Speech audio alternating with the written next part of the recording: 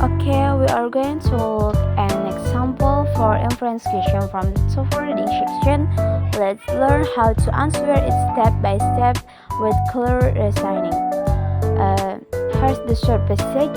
During the 19th century, the city's population tripled and new factories were built along the river. Now, let's pay attention to key facts. The first, the population increased significantly in the triplet. Second, factories were built along the river. First, here's the question: what can be inferred about the city during the 19th century? The answer choices are A.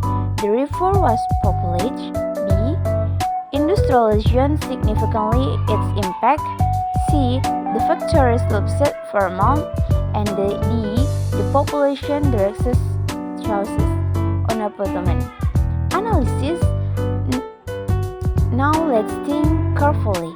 The passage doesn't directly say why the city grew, but we can connect the idea its factories were going built and population was rapidly increasing.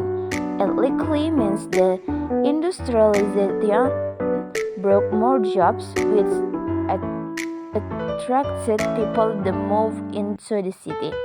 That's a logical conclusion we can draw from the facts provided. The correct answer is B. So remember this we are answering inference question. The answer is not directly stated in the text. Use logical reasoning based on the fact given. Avoid assumption is using your own opinions.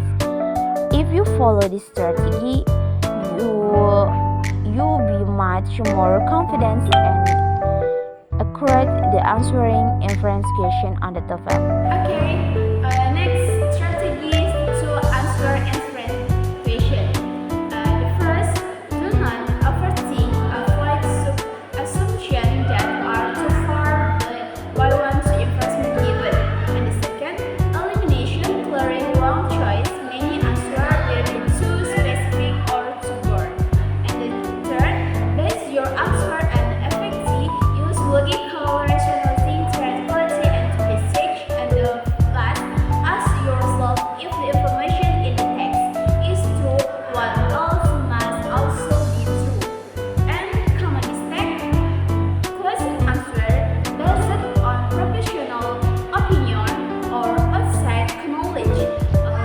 Looking for answer word for word in the text.